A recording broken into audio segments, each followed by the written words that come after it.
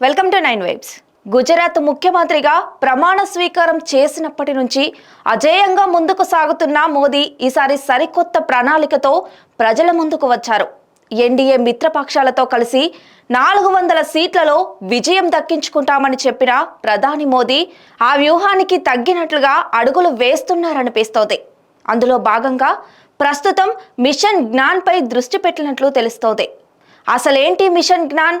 దాని అర్థమేంటి? ఆ వ్యూహంతో బీజేపీ ఎలా ముందుకెళ్లనుంది?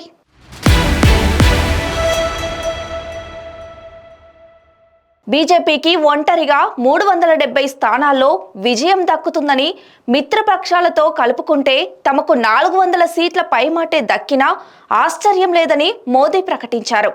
హ్యాట్రిక్ పక్కా అంటూ చెబుతూ మెజారిటీ మాత్రమే ఖరారు కావాల్సి ఉందనే సందేశం ఇచ్చారు. 2014లో ఎన్డీఏ కూటమి 336 స్థానాలు దక్కించుకోగా 2019లో 353 సీట్లు గెలిచింది. అందులో బీజేపీ ఒంటరిగా 303 స్థానాలు సాధించింది. ఈ క్రమంలోనే ఈసారి సొంతగా 370 స్థానాలు, మిత్రపక్షాలతో కలిసి 400కు పైగా స్థానాల్లో గెలిపే లక్ష్యంగా వ్యూహాలు రచిస్తోంది కమలదళం. 2019 ఎన్నికల్లో కోల్పోయిన 160 సీట్లను ఈసారి దక్కించుకోవాలని ఫుల్ ఫోకస్ పెట్టింది. ఈ నేపథ్యంలో అనుకున్నది సాధించేందుకు మిషన్ జ్ఞాన్పై దృష్టి పెట్టింది.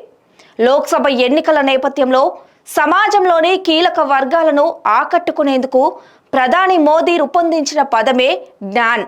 జీ అంటే గరీబ్, వై అంటే యువ, ఏ అంటే అన్నదాత, ఎన్ అంటే నారిగా నిర్వహించారు మోదీ.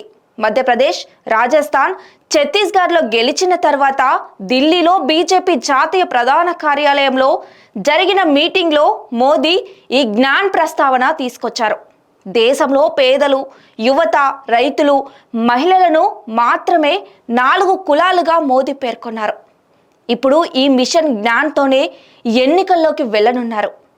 దేశంలోని ఈ 4 వర్గాల అభివృద్ధిపై బీజేపీ దృష్టి పెట్టినట్లు తెలుస్తోంది. అందులో భాగంగా ప్రధాని మోదీ, హోంమంత్రి అమిత్ షా, రక్షణ మంత్రి రాజ్నాథ్ సింగ్, బీజేపీ జాతీయ అధ్యక్షుడు జేపీ నడ్డా ఈ 4 వర్గాలకు చేరువయ్యేందుకు విస్తృతంగా ప్రచారం చేస్తున్నారు. మరోవైపు మిషన్ జ్ఞాన్ బాధ్యతలను పార్టీ ఉపాధ్యక్షుడు బిజయంత్ పండా, జాతీయ ప్రధాన కార్యదర్శులు సునీల్ బన్సల్, తరుణ్ చుగ్, శివప్రకాష్లతో సహా బీజేపీ సీనియర్లకు అధిష్టానం బాధ్యతలు అప్పగించింది. మిషన్ జ్ఞాన్లో భాగంగా ప్రధాని మోదీ బెంగాల్ నుంచి దేశవ్యాప్తంగా మహిళలను ఉద్దేశించి ప్రసంగించనున్నారు.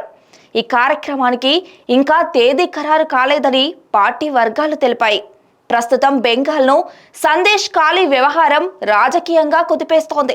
దీంతో మోదీ బెంగాల్లో పర్యటించి ప్రసంగించనుండడం ప్రాధాన్యం సంతరించుకుంది. కేంద్ర మంత్రి రాజ్నాథ్ సింగ్ మార్చి 3వ తేదీన ఛత్తీస్గఢ్ రాయ్పూర్లోని రైతులను ఉద్దేశించి ప్రసంగించనున్నారు. అయితే గత కొన్ని రోజులుగా పంటలకు కనీస మద్దతు ధరపై చట్టంతో పాటు అనేక డిమాండ్లపై రైతులు ఢిల్లీ చలో కార్యక్రమం చేపట్టారు. ప్రస్తుతం రైతులు వారం రోజులుగా సరిహద్దుల్లోనే ఉన్నారు.